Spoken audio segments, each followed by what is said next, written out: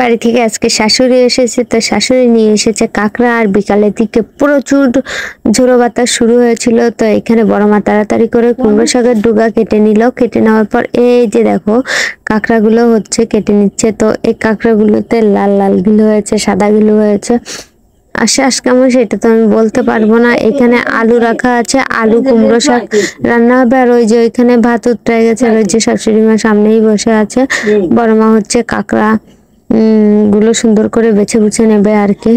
তো এখানে হচ্ছে ঠ্যাংগুলো প্রথমে সাইজ করে নিচ্ছে। এই ঠ্যাংগুলো খেতে কিন্তু প্রচুর ভালো লাগে। আর কে কে হচ্ছে কাঁকড়া খেতে ভালোবাসেন অবশ্যই কমেন্টে জানাবেন। আমার ভালো লাগে, তবে আমি খেতে পারি না। খেলে হচ্ছে প্রচুর পরিমাণে অ্যালার্জিতে চাপ দেয়, এই জন্যই আর কি। তো এইখানে এই যে দেখো বড় মা খেয়ে নেবে পুরো।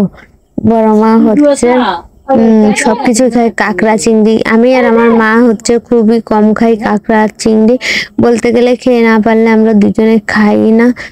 তো আজকে হচ্ছে একটুখানি খাবো। তো দেখা যাক কেমন হয়। আর শাক দিয়ে হচ্ছে কাঁকড়া রান্না করলে কিন্তু খুবই ভালো লাগে।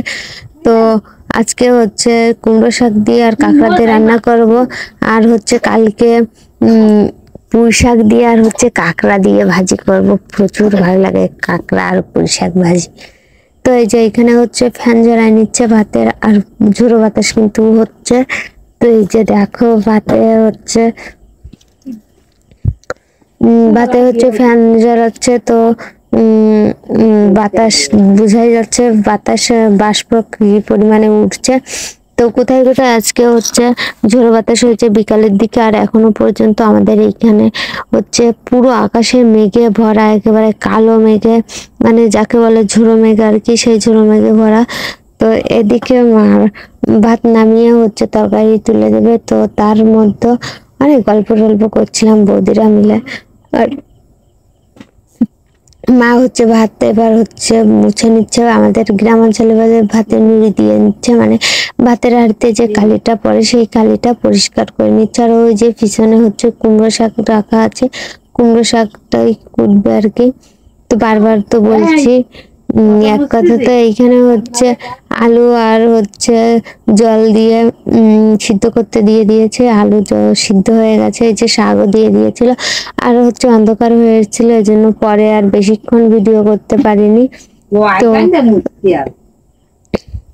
তো পরে কাঁকড়া দিয়েও ফোড়ন দিয়েছে। আর শাক পাতা কিন্তু রসুনই ফোড়ন দেওয়া হয়, আমরা তো রসুন ফোড়ন খাই। আর অনেকে পাঁচ ফোড়ন, তারপরে হচ্ছে কালো জিরা খায় বা রাঁধুনি খায়।